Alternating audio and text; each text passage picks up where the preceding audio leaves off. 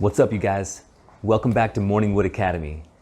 On today's lesson, you guys, we're going to talk about physical desensitization and what that means for you and your ED. All right, but first, before we go through that, I want to know, how did these last couple modules hit? Are you understanding the content? Is some things resonating with you?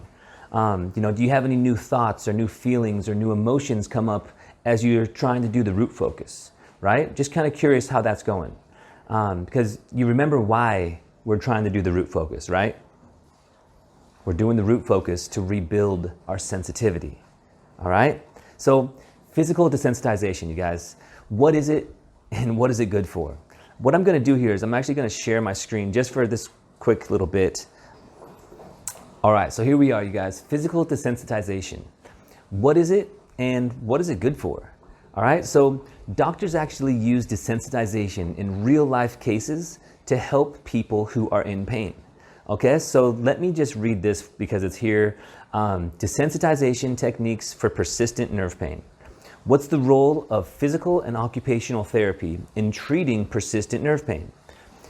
Physical and occupational therapists evaluate your child's pain and teach techniques called desensitization.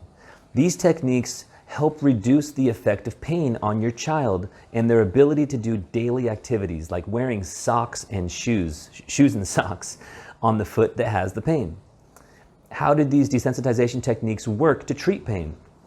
Often with persistent nerve pain, as you have more pain, your body works less well. This is called the pain function cycle. Desensitization techniques help break that cycle. When your brain gets different sensations, it begins to feel pain more normally. Over time, the pain will decrease as your child uses its body more and the sensations feel normal. You guys, I'm not gonna dive into these studies that I'm showing you right here. I just want you to be aware that the desensitization has a purpose, right? Nature designed us, human beings, with the ability to feel less and less and less, because in some instances, it benefits us, right? We're not programmed with just a one thing that's negative all the time. There's a benefit to it, okay? And so our bodies are absolutely amazing, all right, you guys? The problem is, this works really good in a lot of different areas in our lives too, okay? For example, my first job I ever had after the military, I was working at Outback Steakhouse as a waiter. And my boss's name was Trip, and he had this love of his job. Like, he owned this restaurant, it was his baby.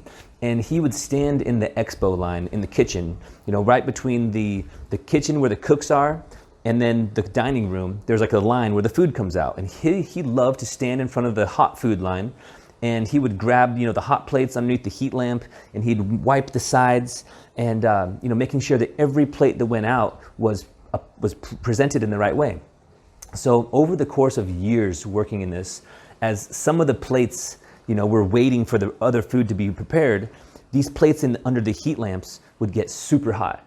And he'd be able to grab these plates and wipe the edges, put them on a tray, and every once in a while, he would grab a really hot one. And it would be really hot to him, but he could handle it. So he would play jokes on us, and he'd be like, hey, he's like, Eric, here, grab this tray, here, run this out the table for. And I would grab it, and it would burn the crap out of my hands, and I'd have to set it back on the tray immediately. And he would laugh about it, and it was so fun for him to do that. But he was like holding it for a good 10 seconds before he handed it off to me, and I couldn't handle it for less than a second, right? That's an example of your body becoming desensitized through physical touch of heat, okay? And so my discovery around physical desensitization was basically when I started jerking off to porn on a really regular basis. I knew that by jerking off to porn and trying to last longer and trying to stimulate myself over a period of time was going to help me in my quest for the next time I had sex, right? I've told you that before. And so every once in a while, I'd put on a porn. Maybe this one was a 15-minute clip, and I'd begin. I was practicing, I was getting ready. And sure enough, over the course of a time, here, this is my bottle opener penis. Over the course of time, I found that as I started to get softer and I was watching porn. I didn't understand why I would get softer. The only thing I really needed to do was just squeeze just a little bit harder, just a little bit, just squeeze it a little bit harder, and I could maintain my erection. Now, I wasn't aware that this was paired with the effects of visual desensitization, right? So I was watching this video and I became desensitized to it. So my interest became less and I started to lose my erection because I wasn't being stimulated visually. That connected with overstimulating, squeezing harder, squeezing harder, squeezing harder, ultimately led me to a place where I could squeeze as hard as I wanted, but nothing was working. I was still becoming soft, right? I was watching porn, I was jerking off with a super hard grip, and I was getting softer and softer and softer. All right, you guys, this is called counter conditioning. All right, counter conditioning is just doing things in a way that leads us to a different result than we desire. All right, now, I still have this penis in my hand. Not all medications that are prescribed, you guys, are over prescribed, right? There's a lot of good medications out there, and I totally am on board with the majority of them.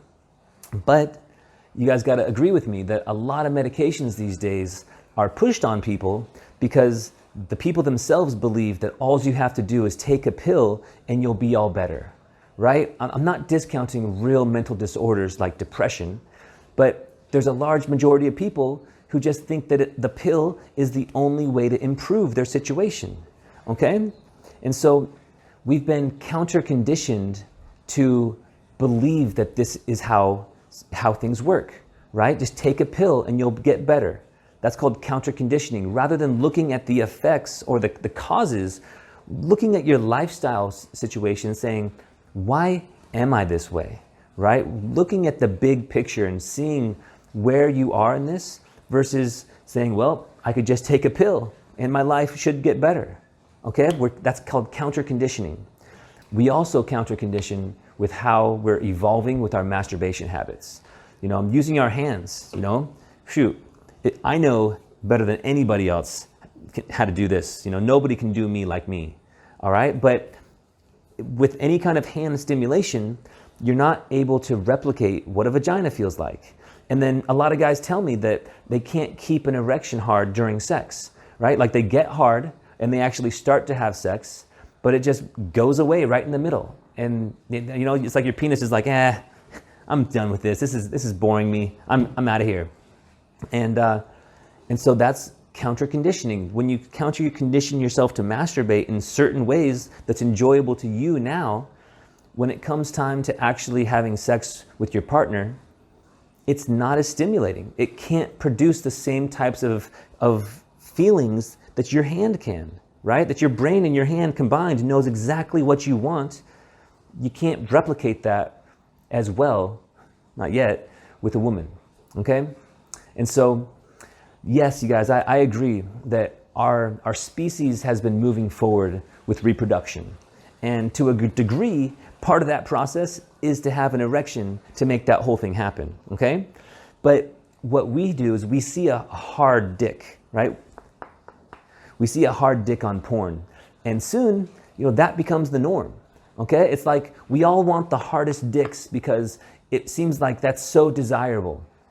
Because when you see it with your own eyes, what those guys do on porn, and you see the faces of the girls and them lasting so long and everything is just perfectly shot on the camera, you want that, right? It seems desirable.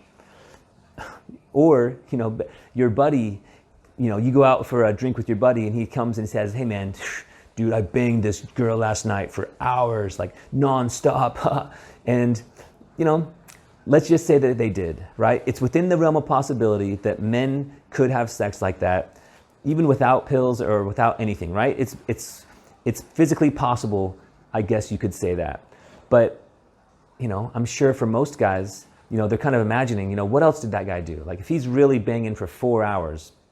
I had one buddy come to me and say, dude, I had sex with this girl last night and we banged for like 4 hours. I couldn't even get soft afterwards. It was just stuck there.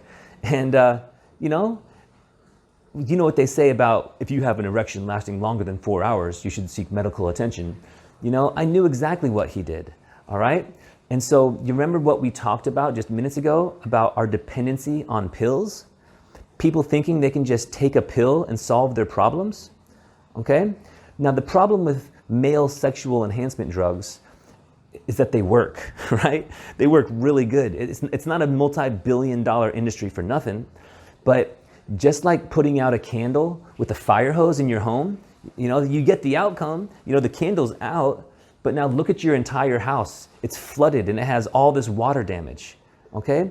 When you stop taking them, you're left much worse off than before, all right? And of course, you know, our masturbation habits, while you take these pills, in the hopes that you're gonna last longer in bed, it's the absolute worst thing you can do, okay? Guys think that if they can maintain their erection, you know, AKA stay hard enough with the help of these pills, that they can practice stimulating themselves and they can work on their ejaculation control, you know, so the next time they go to bed, they're gonna be the champion. But not only does that desensitize the shit out of your penis, but it counter conditions you to enjoy this way of being stimulated. And when it comes time to really perform, you're gonna fall short. All right, I can't even tell you guys how this goal of being hard so that you can last longer during sex is ruining every chance you have of solving ED naturally. Do you remember the goal of the root focus? It's not to get hard, it's to rebuild sensitivity. All right, so let's look at two areas, physically and psychologically, why pills are destroying your erections. All right, physically, you're putting a substance into your body that creates an unnormal amount of blood flow. Okay, if you look at that from the micro level, you know, your blood vessels, your veins, the carriers of the blood, they become engorged to double or maybe even triple the size that they once were. And the blood is pouring through those things. You know, whatever pill you took, whatever it is, one of the main chemicals in there is nitric oxide.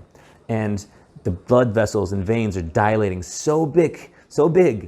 But when you're done, after that 4 hour of expansion, you know, it'll shrink back down. We do have some elasticity within our veins, within our body. That's nature. We've been given that gift. So then you do it again, and it shrinks down. And then you do it again, and it shrinks down. Okay? That's on the micro scale.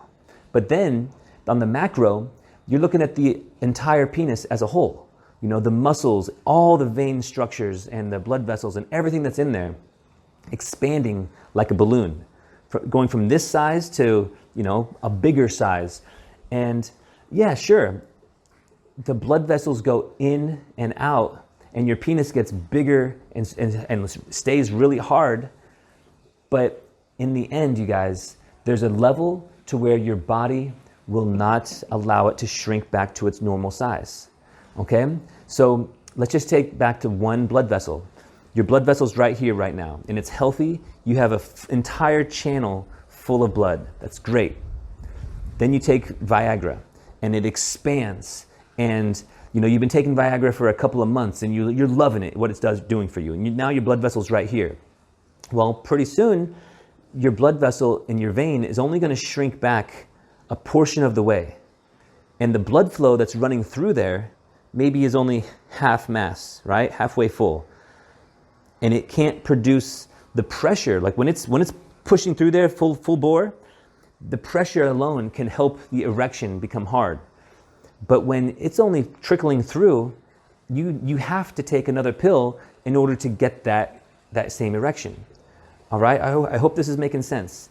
And so there's a quote about your mind that's actually perfect for this example. So first, think about it in the context of your mind, okay? A plastic bag that's stretched will never return to its previous form. When you learn things and grow and stretch your mind, you can't unlearn those, okay? You can't unlearn something when you learn it. When you take pills to unnaturally stretch your veins and blood vessels in your penis, eventually they won't return to their previous form. And then you're going to be left with permanent ED, okay? So that brings us back to the second mode, which is psychologically. All right? You can build a dependence on these pills so easily because of the value that you're placing on a hard dick. Okay? You think it's so important to have this and that you'll do anything, even pop a pill to make sure that you have one of these. Okay?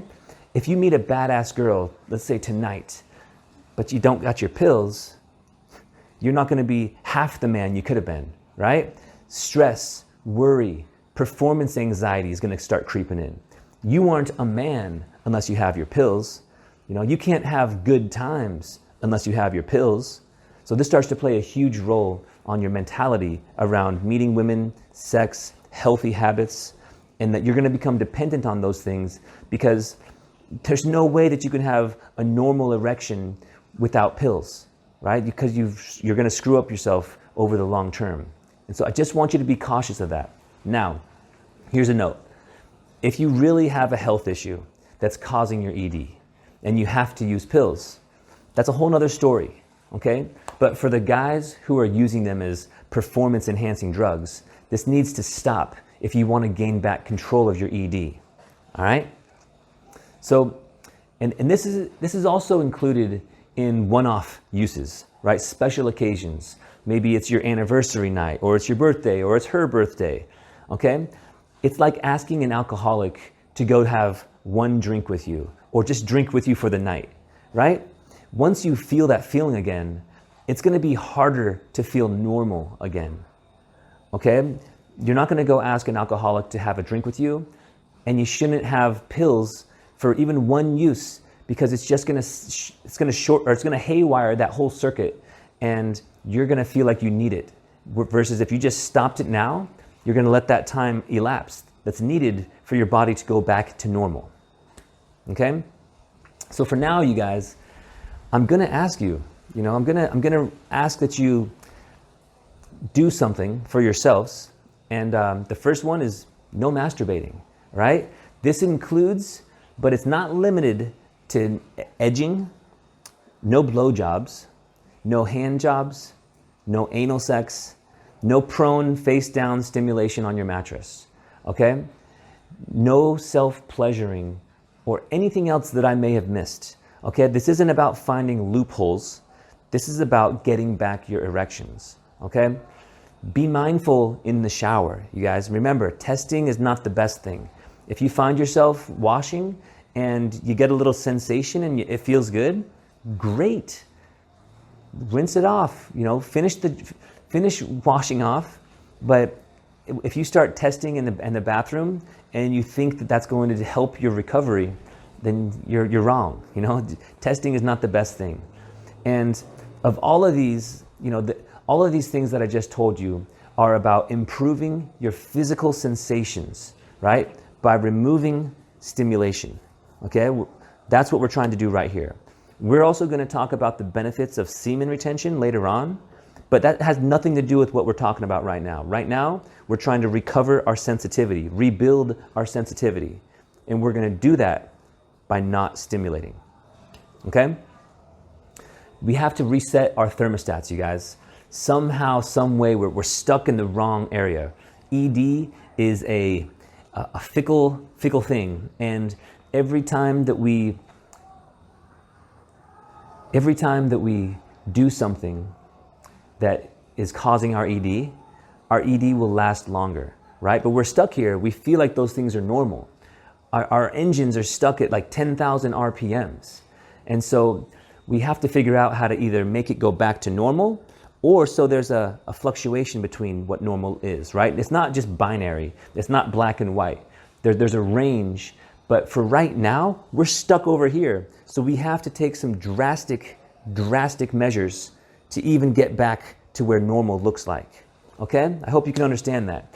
And for a lot of you guys, this is not gonna be a problem, right? This is like me when I had ED. Like eventually I stopped jerking off. I stopped my penis was a tube that I peed out of. I had no sensation, I had no feeling, I had no libido, sex drive. I didn't want to touch my dick. But other guys, you guys might jerk off a couple times a week, but when you have sex with a girl, you're noticing that your erection quality is really horrible, okay? So for you guys, this is going to be a big step. And I know because it was hard for me to stop watching porn. Every time that I got enough energy so that I could actually jerk off to porn, I used that energy to jerk off to porn, right? It was hard for me to pull away from the pornography. And in order to recover, we have to reset what normal feels like. But every time I started to feel like normal, I would jump back into porn, right? So it's this cycle, you guys. So whether you're not doing anything now or whether you are, I'm gonna ask you to stop for yourself, right? To do this for yourself. And if you're single, you guys, if you're not in a relationship and you're not really out there dating, this won't be so much of a problem because you're not gonna have the temptation as much. But if you have great skill, with getting women into bed, but your erections aren't where you want them, then this really applies to you. Becoming that masculine man in the bedroom saying, hey, I don't want to be stimulated right now, or just taking a break while you do this recovery process, okay? This is really important to let your penis just rediscover what sensitivity feels like. And here's the hard part, for married guys, or if you're in a committed relationship.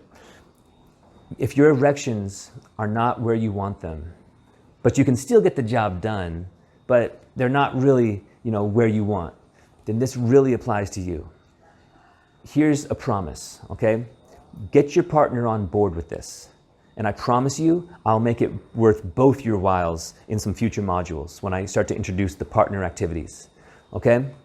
So you guys, as we reset, just remember, we will experience the flatline period. When you go from stimulation to nothing, your body is going to say, whew, what the heck? I'm used to a certain level of stimulation and you're not giving it to me. Well, if that's the case, you start to go down. You start to go into depressed mode. Colors don't seem so bright. The birds don't sing as loud, right? The sunshine's not quite so bright. And your sex drive and your libido and all that just flatlines. It's the flatline period, right? There's a beginning and there's an end. Now that depends on you and how diligent you are in this area. All right, I'm gonna get ahead of myself here. We expect a positive result by going through some negative results along the way, okay? You're gonna find that this flatline period is a negative result along the way, right? But if you think of the stock chart, things are positive, then a little bit of a negative. Things are positive, but then a little bit of a negative. Things are positive.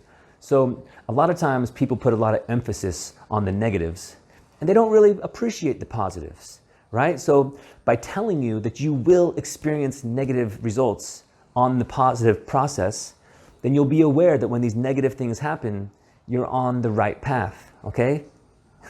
Awesome. Successful habits are the name of the game.